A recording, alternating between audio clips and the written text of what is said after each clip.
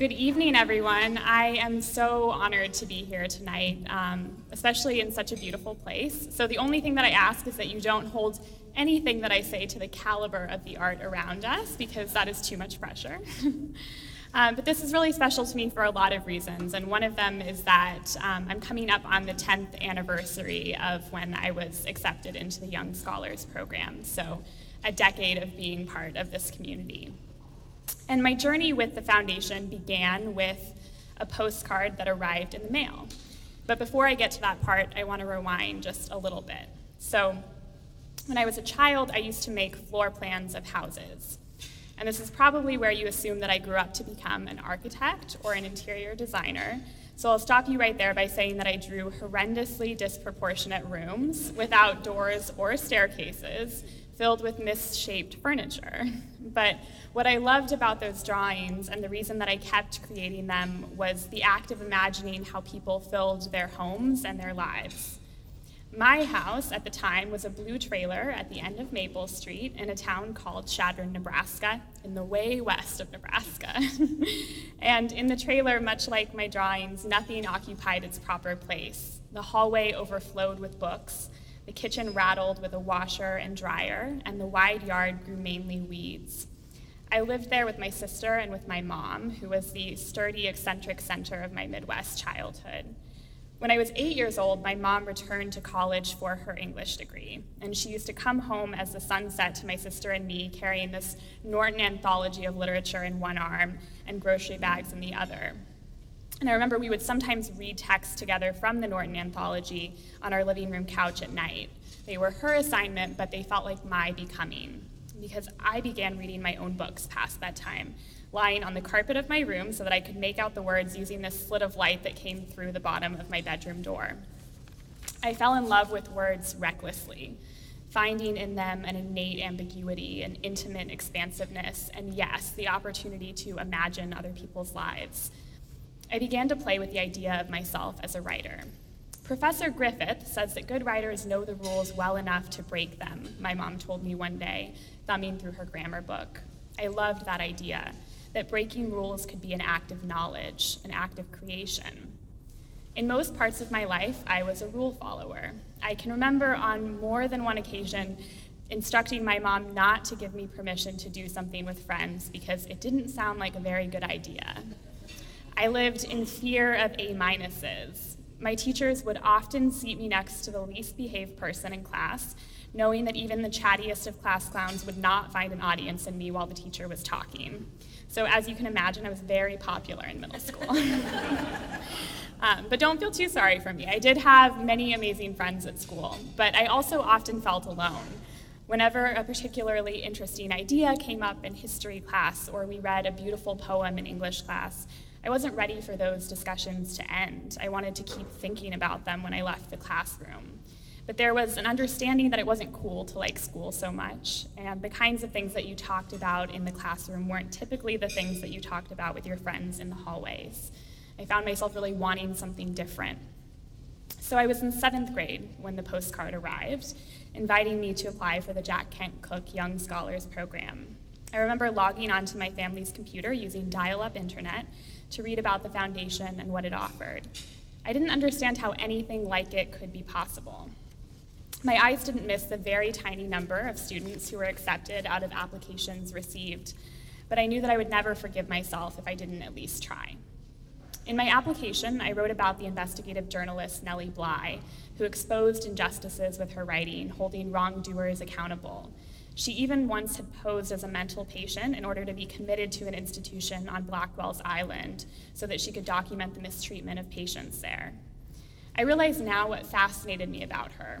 In order to do what she loved, what seemed important to her, she had to take risks. She knew the rules well enough to break them. In my essay, I said that I wanted to be a writer like Nellie Bly. Several long months later, something came in the mail, this time not a postcard, but a heavy envelope. I've tried so many times over the past 10 years to explain to people what it felt like when I received my acceptance into the Young Scholars Program, but I don't need to explain that to all of you. I bet that each one of you right now remembers exactly what it felt like when you received your own acceptance phone call. You know that impossible feeling well.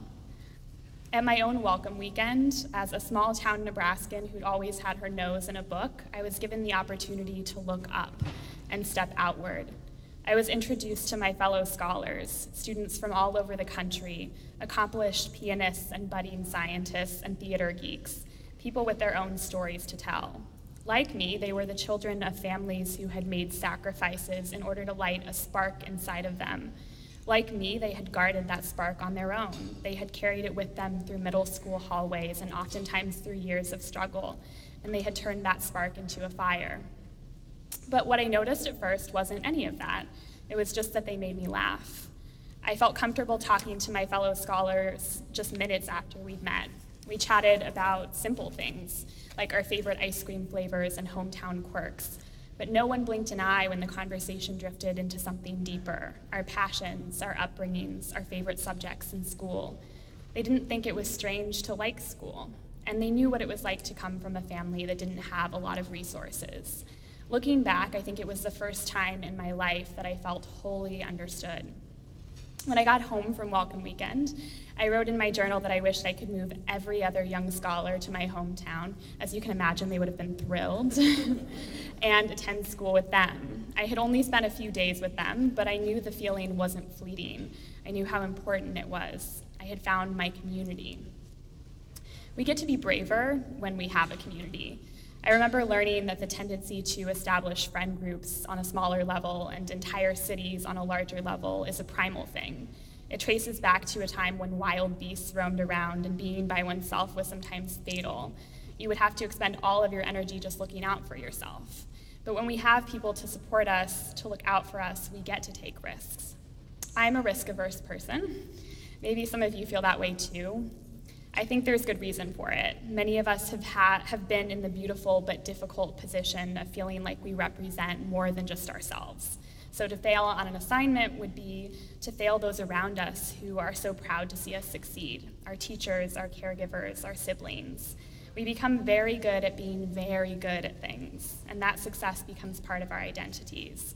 You should be proud that it's part of your identity, this ability that you have to think big, because it brought you to this room. But out of all the lessons I learned from being part of a community of scholars, the most important one was that it is okay to do things I'm not good at. In 9th grade, having never picked up an instrument before, I started taking lessons in the flute. I know that sounds like a small thing, but the idea of starting from scratch terrified me. What if I couldn't read the music? What if I couldn't make the notes? You can ask my mom how that one went. It was really rough at first. But at the end of a few months of producing music that sounded like a cow dying, those notes morphed into something else, and I was able to perform entire songs for other people, not as the next great flautist, but as someone who was at least trying. Some risks shape our path completely. The summer before I became a scholar, I had attended my first ever summer program through Duke Tip. It was 21 days long, and I cried on 20 of those days. The one day that I did not cry was the last day because I was going home. They gave us an optional activity period a few times a week, and every time I chose reading room for my activity. It was exactly what it sounded like. It meant that I could sit in a room with a book pressed up against my face for one glorious hour without having to pretend that I wasn't homesick. So it was with a lot of fear that I agreed to go to my first summer program with Jack Kent Cook, the summer after 8th grade. It was a travel writing program in Boston, and we spent our days wandering around the city and its suburbs, getting to know it. We were encouraged to pay attention to tiny details and bring them to life. The people we saw on the train, the baker stacking loaves of bread in a small joint in the North End. It was like those drawings of houses I had created once, only real this time. I fell in love with Boston, with seeing so many lives taking place around me. And I can trace that thread from that summer program to where I live and work now. Several years after visiting Boston that first time, my educational advisor, June, called me on the phone and said, "You should look into Tufts. It's a liberal arts college right outside of Boston, and it sounds like it was made for you."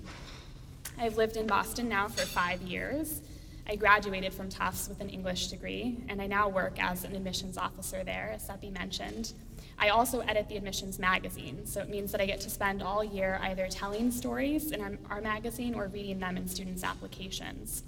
A risk I took when I was 14 brought me to this place.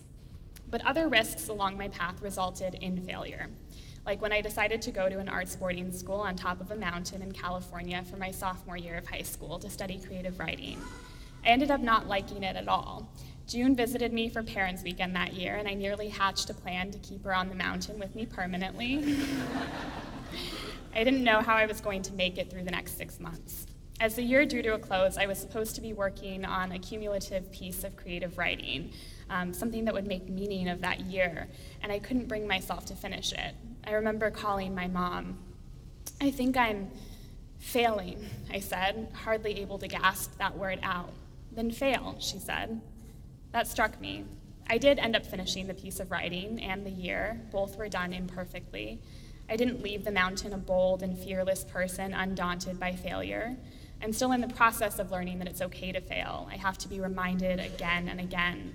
But I hope that you'll take even more risks than I did. I hope you'll break your own rules. I hope you'll get to see that failing is an act of creation, that the thing you're creating is your life. What I know for certain is that you'll be supported. Many of you will follow your passions as young scholars. You'll explore them deeply and singularly, whatever they happen to be, the cello, chemistry, or classic literature. Many of you probably have no idea what your particular passion is. You're interested in many things, and you'll discover even more as a young scholar. Many of you will travel abroad for the first time thanks to the foundation. Many of you will be the first in your families to attend college. As you carve out a life defined by your passions, you won't be alone. You'll have each other. A few weeks ago, I was able to visit the Foundation's headquarters for the first time when I was invited back to be part of the selection committee for the newest class of young scholars. And the Foundation is in this beautiful building surrounded by trees with huge windows and light pouring through them in the summer. I took a photo of it and posted it in the Facebook group for my own cohort of young scholars, and we all reminisced together. I took a few breaks in between reading just to walk through the hallways. At first, I couldn't pinpoint the feeling inside of me. It was just this warmth. And then I realized it was the feeling of homecoming. I haven't reached my destination yet. I'm still building my life as a writer, but I know what it feels like to stand in a building where everyone knows you and believes in you unconditionally, and that is a tremendously special thing. I am so happy for each and every one of you that your passions and your dreams and your hard work brought you here, and that you'll get to have that feeling of homecoming too, again and again. So on that note, I want to finish by reading you one of my favorite poems. I forgot this morning when I got on my flight to bring the book with me, and I couldn't find the poem online. So my roommate woke up to these cryptic messages from me saying, "Go to the bookshelf in my room, find the white book called Dreamwork, photograph page 20 and send it to me." So thank you, Shivani, for facilitating this. It's called The River by Mary Oliver.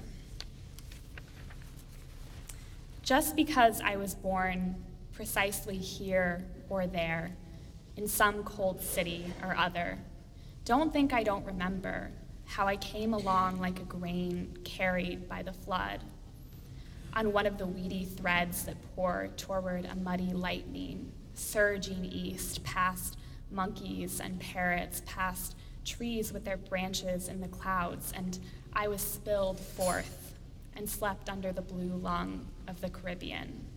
Nobody told me this, but little by little, the smell of mud and leaves returned to me, and in dreams I began to turn, to sense the current. Do dreams lie? Once I was a fish, crying for my sisters in the sprawling crossroads of the Delta. Once among the reeds I found a boat, as thin and lonely as a young tree. Nearby, the forest sizzled with the afternoon rain. Home, I said. In every language, there is a word for it. In the body itself, climbing those walls of white thunder, past those green temples, there is also a word for it. I said, home. Thank you.